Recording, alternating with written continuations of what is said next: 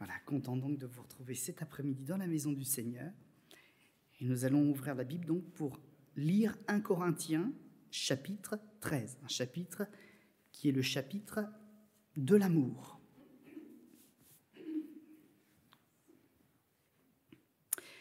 Quand je parlerai les langues des hommes et des anges, si je n'ai pas l'amour, je suis un airain qui résonne ou une cymbale qui retentit. Quand j'aurai le don de prophétie, la science de tous les mystères et de toute la connaissance, quand j'aurai même toute la foi jusqu'à transporter des montagnes, si je n'ai pas l'amour, je ne suis rien. Et quand je distribuerai tous mes biens pour la nourriture des pauvres, quand je livrerai même mon corps pour être brûlé, si je n'ai pas l'amour, cela ne me sert à rien. L'amour est patient, il est plein de bonté.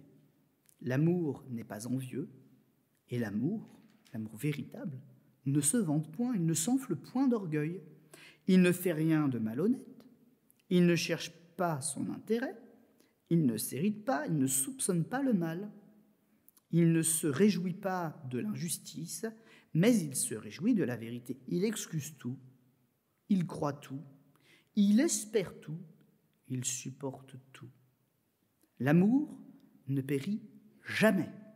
Les prophéties seront abolies, les langues cesseront, les langues donc connues, La connaissance sera abolie, car nous connaissons en partie et nous prophétisons en partie. Mais quand ce qui est parfait sera venu, ce qui est partiel sera aboli. Ce qu'on est en train de vivre là aujourd'hui sur cette terre fatiguée, ce sera aboli parce qu'on sera dans le ciel. Lorsque j'étais enfant, je parlais comme un enfant, je pensais comme un enfant, je raisonnais comme un enfant. Mais lorsque je suis devenu un homme, j'ai fait disparaître ce qui était de l'enfant. On pourrait peut-être penser la naïveté. Parce qu'avec ce qu'on a lu avant, on pourrait dire c'est de la naïveté. Tout excuser, tout pardonner. Il ne faut pas confondre naïveté et foi. Un des deux est fondé. Aujourd'hui, nous voyons au moyen d'un miroir, d'une manière obscure. Mais alors, nous verrons face à face. Aujourd'hui, je connais en partie. Mais alors, je connaîtrai comme j'ai été connu. Maintenant donc, ces trois choses demeurent. La foi, l'espérance, l'amour. Mais la plus grande de toutes ces choses, c'est l'amour. Et nous revenons sur l'explication, ce n'est pas moi qui la donne, puisqu'elle était écrite un tout petit peu plus tôt, verset 8, parce que l'amour ne périt jamais. Quand celui qui est parfait aura achevé son œuvre, on sera au ciel. Plus besoin de prophétie, plus besoin de parler par moyen interposé finalement. Il sera là en face de nous. Il nous dira les choses en face. Donc la notion de prophétie, elle n'aura plus de raison d'être. La notion de foi, c'est pareil. Puisque on n'aura pas de voile, il n'y aura plus de voile. Il sera là devant nous. Donc, la foi, c'est de croire les promesses de Dieu, les choses que notre œil n'a pas encore vues, mais que le Seigneur nous a promises. Et là, on verra, on sera dans le concret, dans le réel. Donc, la foi, elle aurait pu sa raison d'exister. Et parmi toutes les choses que nous pouvons avoir dans notre vie de piété, etc., il n'en restera qu'une, c'est l'amour. Et cet amour, il sera enfin arrivé à son paroxysme, puisque celui que l'on aime déjà, parce qu'il nous a sauvés, parce qu'on a connu les effets du salut, il ne nous restera qu'une chose à faire pour l'éternité, c'est de le regarder, de l'aimer et de le servir. Donc, la plus grande de toutes ces choses, celle qui est éternelle, qui nous suivra dans l'éternité, c'est l'amour. Et c'est donc pour ça qu'il y a un chapitre 13. Vous avez vu avec moi que dans la Bible, vous n'avez pas un chapitre, un enseignement développé en tout cas sur la joie, par exemple. Il y a plein de textes sur la joie, mais il faut aller les chercher pour en faire un enseignement, si on veut en faire un. La patience, l'œuvre de la croix, que mon cœur soit né à cet amour qui est en train de m'être décrit. C'est donc pas quelque chose d'idéaliste. Il n'y a pas un philosophe qui s'est mis derrière une feuille en disant le vrai amour, s'il existe, il devrait être comme ça. Le vrai amour, il existe. Parce que Dieu existe. Et cet amour est en Dieu. Et quand nous venons à lui, quelque part, il nous transporte dans son amour. Il nous apprend à aimer comme il a aimé, à regarder comme il a aimé. Et je disais tout à l'heure, ce n'est pas un amour naïf, La naïveté, c'est quand on croit quelque chose parce qu'on nous l'a dit, mais on n'a pas vérifié, il n'y a pas forcément un fondement, c'est de bêtises qu'on y croit. La naïveté. Mais l'amour du chrétien est bien différent. Il est basé sur un socle qui est la personne de Jésus-Christ, sur des choses concrètes qui ont été faites et qui peuvent être expérimentées. Et aussi cet amour, du coup, il n'est pas naïf parce qu'il est basé sur l'œuvre de Christ. C'est ce que je disais à l'instant. Et qu'est-ce qu'elle produit, l'œuvre de Christ ? Concrètement, elle nous rend un sens que nous avons perdu. Tout le monde se gratte la tête. Il nous rend la capacité de discerner le bien du mal et d'appeler ce qui aux yeux de Dieu est bien, bien, et ce qui est mal, mal. Et donc c'est un amour qui est très conscient, il n'est pas naïf. C'est pas parce qu'une personne nous a fait du mal et qu'on lui redonne la même chose avec laquelle il nous a trahis qu'on est naïf. On le fait parce que notre trésor, on ne l'amasse pas, c'est pas de l'argent qu'on donne ou une action qu'on fait. On le fait pour Dieu par amour, parce qu'en plus, on essaie d'apprendre à l'autre personne le bon comportement qui plaît à Dieu. Ce n'est pas de la naïveté, ça, c'est de la puissance. L'amour de Dieu est un amour puissant. Alors certains, vous savez, dans les Écritures, l'épître aux Romains, la lettre de Paul à l'église de Rome. Paul, à un moment, il fait une explication. Il parle des faibles. Et pourquoi il utilise ce mot ? Parce qu'on dit toujours aux chrétiens, t'es un faible, toi.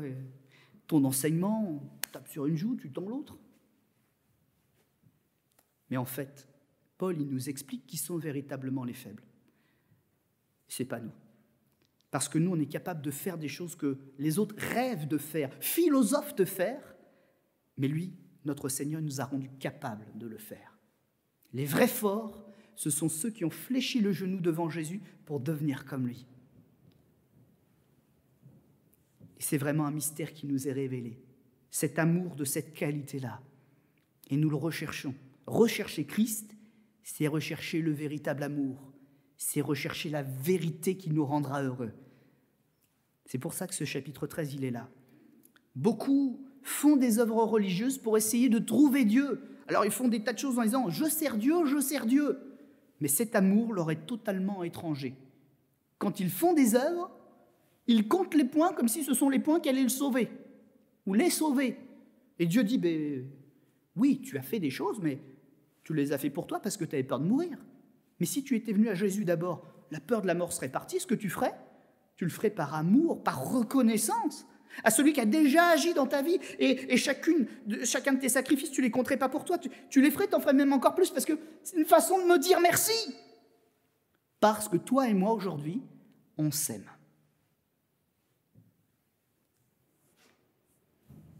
Moi, quand je lis ce texte, je ne peux pas m'empêcher, non pas d'admirer la sagesse de Paul, parce que Paul, c'est un homme, il a appris ce qu'il nous a dit.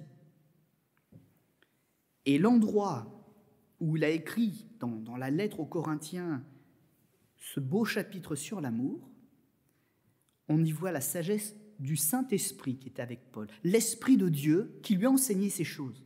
Le chapitre 12, le chapitre qui précède, il parle des manifestations du Saint-Esprit, ou de comment un homme avec l'Esprit de Dieu peuvent communiquer pour révéler des choses cachées, par exemple, ou pour produire des miracles à la gloire de Dieu, pour édifier l'Église et pour sauver les âmes.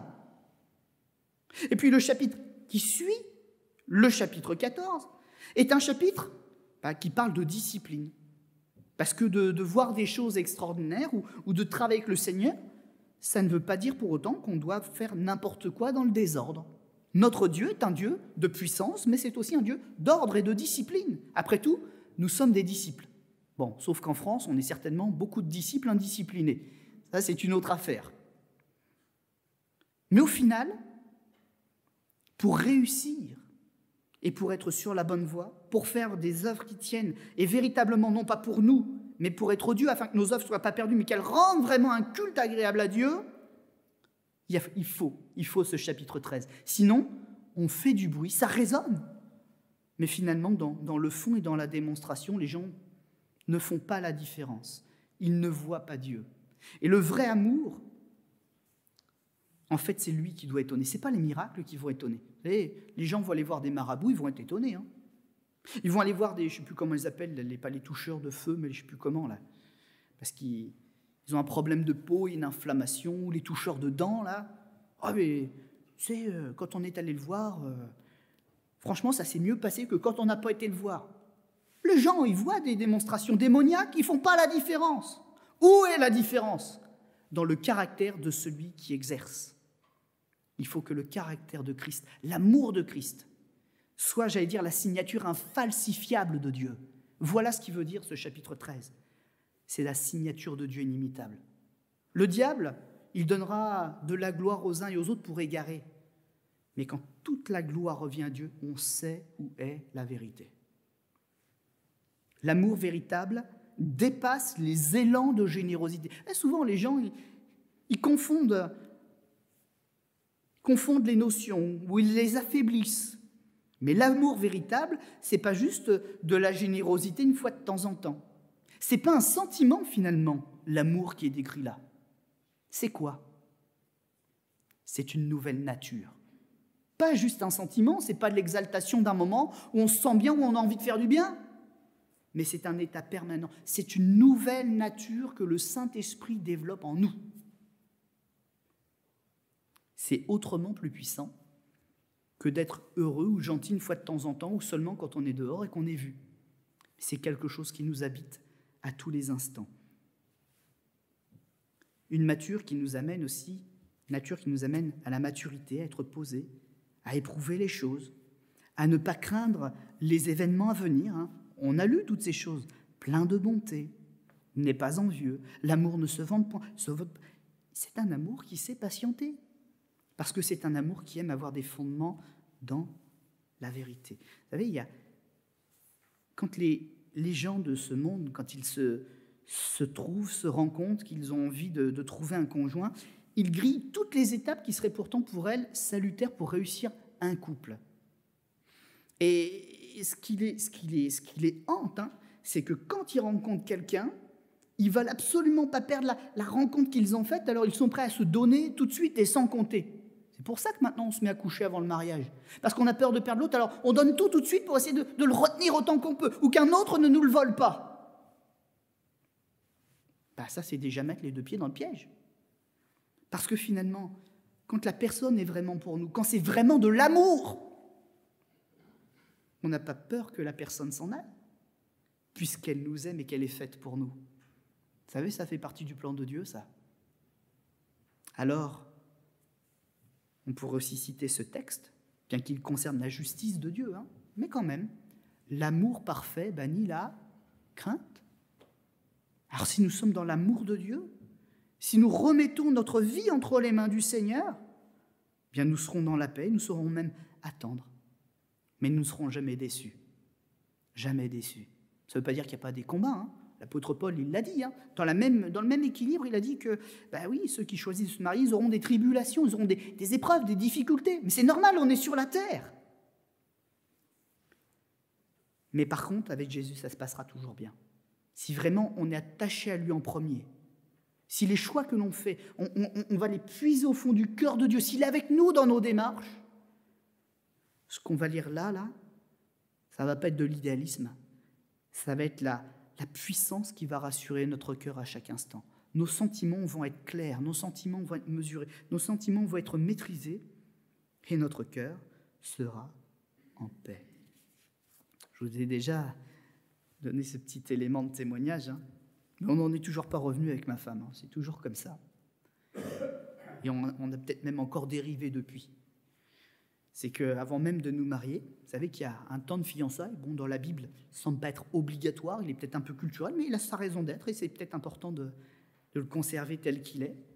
Mais un temps de fiançailles, c'est un temps de promesse, un temps où on apprend à connaître l'autre, à se projeter dans l'intimité, à parler de certaines choses aussi, à vérifier la fiabilité, la fidélité de l'autre, et de sa famille aussi, parce qu'à l'époque, on n'abandonnait pas notre famille comme ça. La famille fait quelque chose d'important. Et puis, ma femme, dans ces temps-là, elle me disait toujours, de toute façon, on se marie, mais dans l'éternité, j'ai déjà prié pour que tu gardes ta place à côté de moi. Parce que dans le ciel, vous savez, on ne sera plus le mari ou la femme de qui que ce soit. Certains se posaient la question du temps de Jésus. Alors, la femme qui est là, elle a été le mari du frère, puis le frère, il est mort, il avait un droit de rachat. Donc, le second frère s'est marié avec la femme, puis le troisième, puis le quatrième. Alors, Seigneur, compte est difficile. C'est la femme de qui? C'est pas comme ça que le Seigneur y compte. La sexualité, ces choses, c'est pour la terre.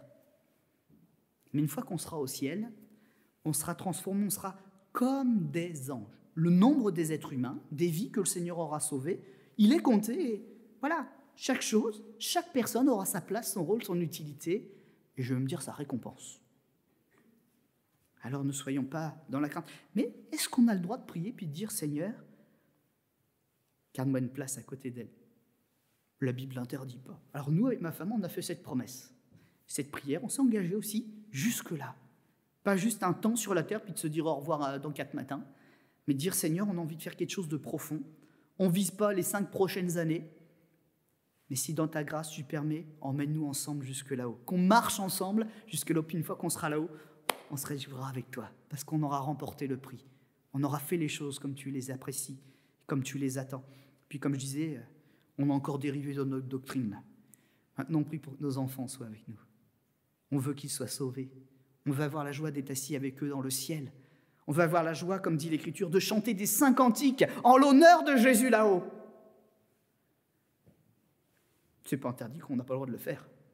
Alors on l'a fait. Et on continue de le faire. Et mes amis, que c'est beau d'aimer à la manière de Jésus. D'être dans ce vrai amour profond et pur qui nous ouvre des perspectives de paix et de victoire. Et j'aime même dire de cœur léger. Parce que quand on n'est pas pris par tous les problèmes du monde, qu'on arrive à vivre ce qui est écrit là, que la vie est belle quand on est sauvé. Il y a un chant comme ça, je crois, hein, que la vie est belle quand on est sauvé. Rayonnant, rayonnant. Alors moi, je vous invite à courber vos fronts pour que vous puissiez pas comprendre toutes les dimensions de l'amour de Dieu, c'est pas possible. Vous aurez toute l'éternité pour sonder cet amour, le découvrir, mais pour que déjà il puisse être déversé dans vos cœurs par le Saint-Esprit, qu'il vous remplisse, qu'il vous console, qu'il vous donne une perspective de vie élargie, qu'il chasse les peurs, les craintes, les doutes. Et qu'en repartant d'ici, vous disiez que c'est bon d'être aimé par Jésus et d'apprendre à l'aimer en retour. On va incliner nos fronts et on va demander à Dieu de faire couler en nous cette dimension de joie, de paix, cette dimension d'amour dans nos vies. Seigneur notre Dieu, je tiens à le dire peut-être avec mes propres mots, mais je vais les dire. Tu es mon trésor. Par-dessus toutes les choses qui ont de la valeur, tu es mon trésor, mon inestimable. Tu es mon refuge. Tu es celui en qui je me confie, celui de qui j'attends tout. Et certains diront, les chrétiens sont naïfs ou les chrétiens sont faibles. Et moi je réponds non. Parce que j'ai tellement expérimenté avec Jésus, je ne peux plus douter de son amour.